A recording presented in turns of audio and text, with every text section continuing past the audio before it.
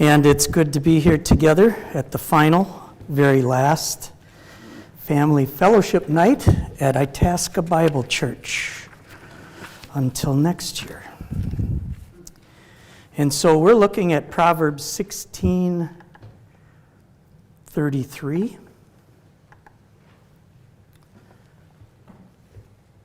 Was our verse of the month for this month. And so it goes, the lot is cast into the lap, but its every decision is from the Lord. And so it's the last verse in the chapter of the 16th chapter of Proverbs. And Proverbs 16 is a chapter that contrasts righteousness and wickedness. I should say righteousness versus wickedness. Good versus evil. Verse 33 kind of, in some ways, when I first read it, kind of came out of nowhere. It seemed like it was a little bit out of place because it just didn't flow with the rest of the chapter. And so it was a bit confusing for me initially. But as I dug into it a little bit, it got a little clearer. And so what I found is that for this verse, where'd that thing go? For this verse, we need to look at the definitions that are contained in here, in the verse, of some of the words, and then look at the context as it was written during a time for the Jewish people, and then the actual practice of it in the Old Testament and again in the New Testament, just to get a grasp on what this verse is really all about. So in looking at the definitions first, we've got the lot. The lot is cast. The lot has a couple meanings, and the first one, it's a pebble or a small piece of wood to cast or throw to make a decision or to answer a question. And so in some respects, you just read that and you think, well, it's like taking a chance, maybe, as the world would look at it, a coin flip or a lottery of some type. Or eeny, meeny, miny, mo, but that's more reserved for picking your cookie you're going to eat at Christmas this weekend. So the first one is that pebble or small piece of wood, but it goes deeper than that. The second definition is that which falls to a person as a portion or an inheritance, in some fashion, a destiny. So a person or a group of people or a family each could receive a lot, and some of that's illustrated in the fact that each tribe received a piece of land, of the promised land that was given to them, and that was their lot, that was their portion, that was their inheritance. That's what they received from God. So that's the other twist to the word lot. Cast is in the verse. The lot is cast. You can look at that word, the way it's written, two ways: to pitch or to throw. That's the current form of that word. Or that it has been pitched, or it has been thrown. So it could be read that the lot has already been cast when you look at this verse, and we'll see that a little later. The decision in the last part of the verse, but it's every decision, is from the Lord. The actual Hebrew would define that as disposition or verdict or outcome. It's every disposition is from the Lord.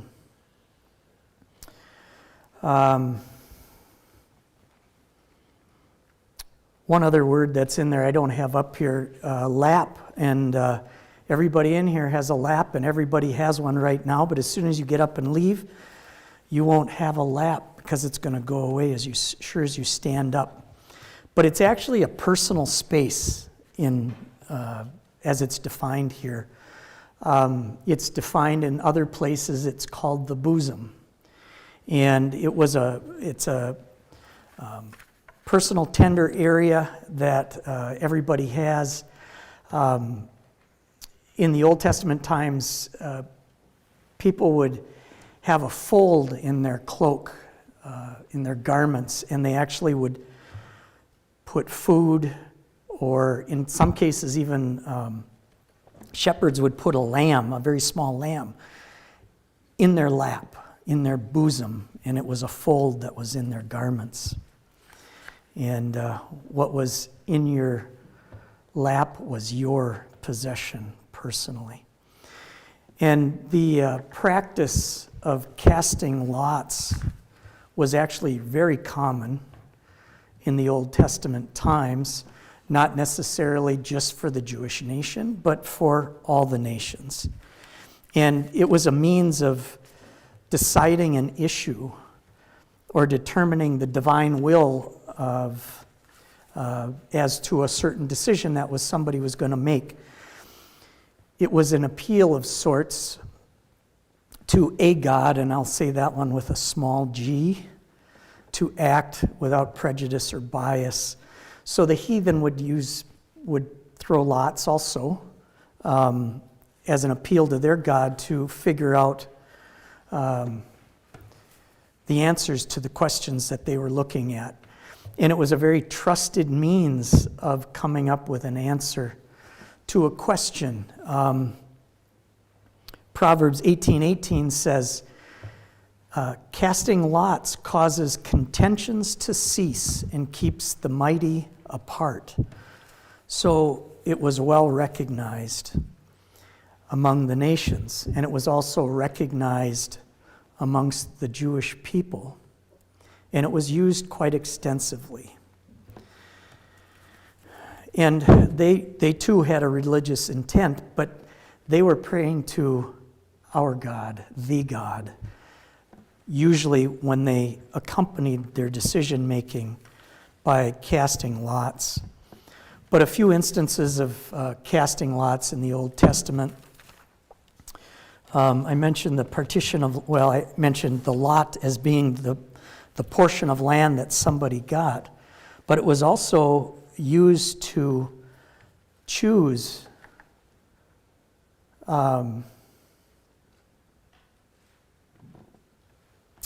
it was actually used to choose. I'm wondering if that no, it's not going to do that. All right.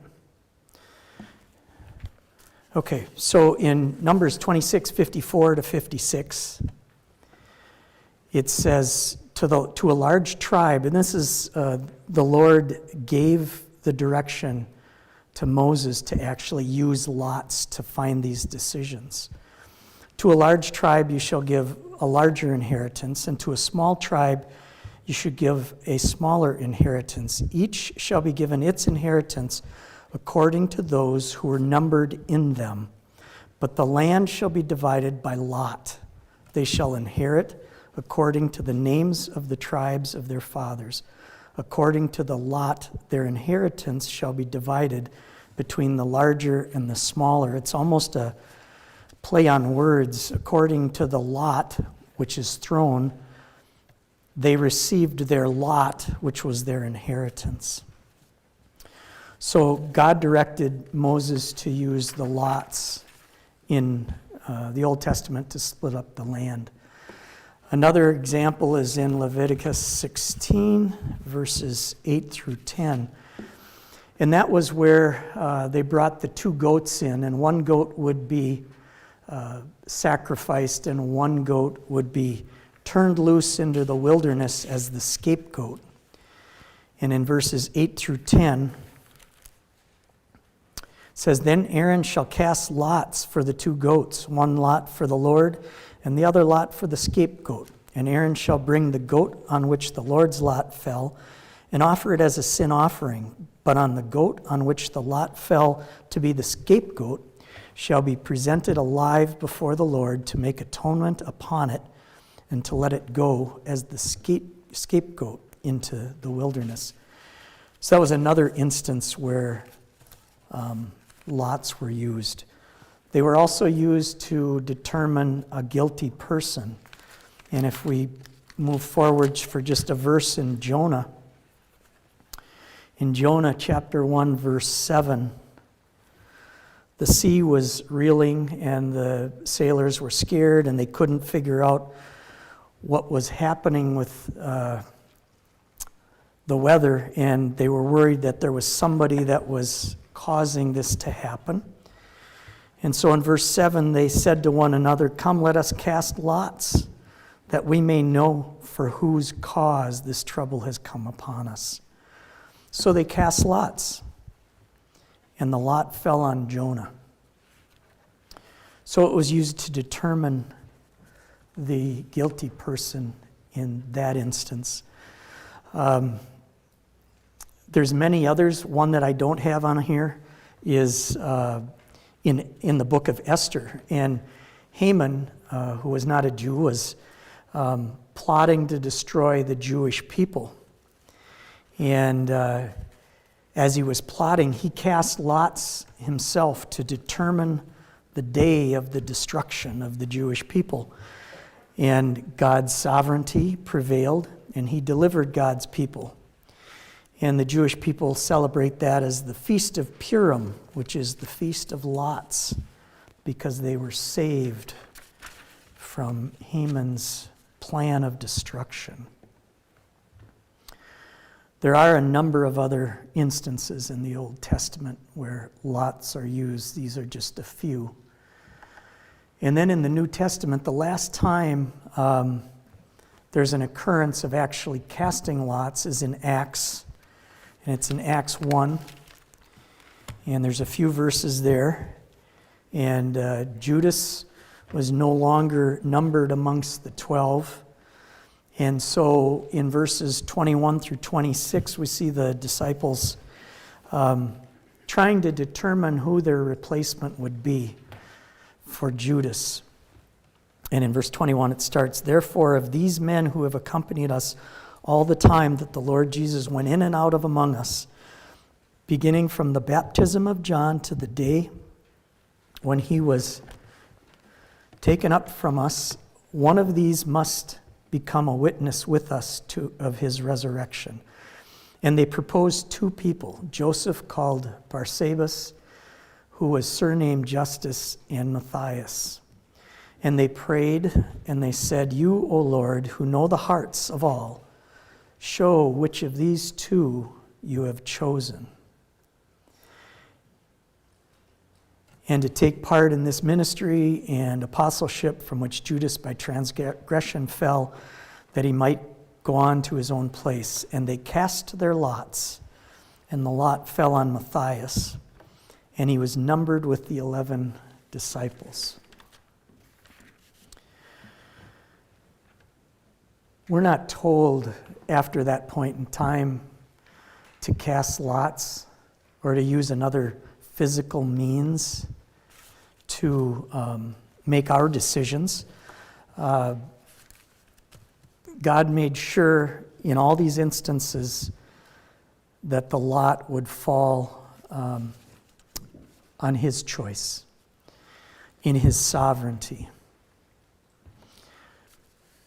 But we are asked to pray, and we are told to pray without ceasing. And doing so, God will direct us.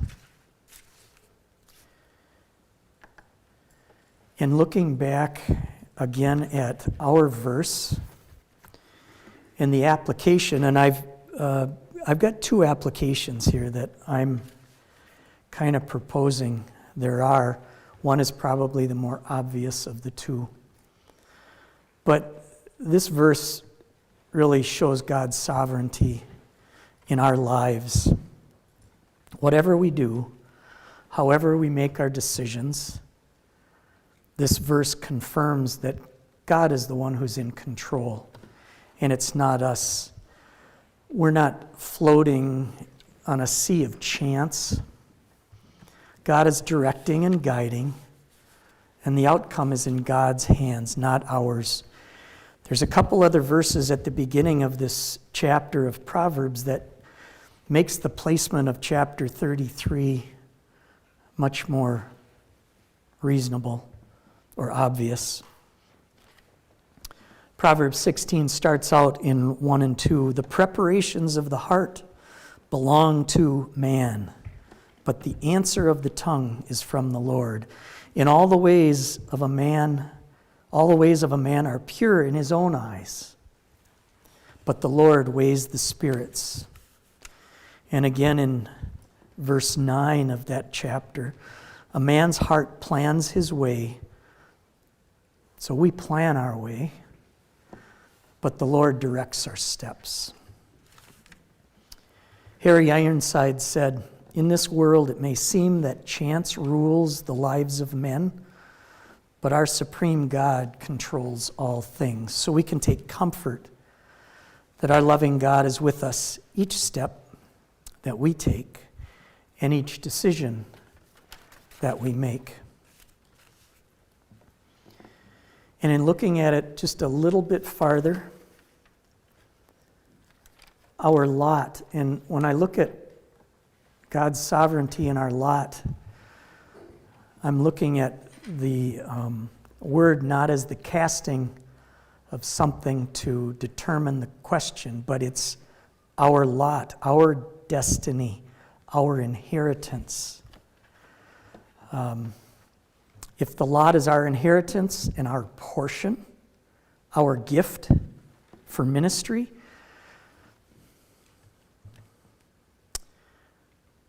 our lot in our life, God gives it to us in His sovereignty. If you look at that verse again and look at it, the portion or the inheritance instead of lot is placed in our laps, in our bosom, and the decision and the disposing of it is from the Lord. Psalm 73:26 says, "My flesh and my heart fail, but God is the strength of my heart, and He is my portion forever." Pastor mentioned this a couple weeks ago. God has a course for your life. He's got a course for my life. And He's got a perfect will for each of our lives. And He's given all of us a gift, a portion to each of us to use in ministry. Pastor cited 1 Peter 4:10, "As each one has received a gift, minister it to one another as a good steward of the manifold grace of God." To use our gifts, our portion, to serve Him. And this is the believer's lot in life. So Proverbs 16:33, "The lot is cast into the lap, but its every decision is from the Lord." Mike?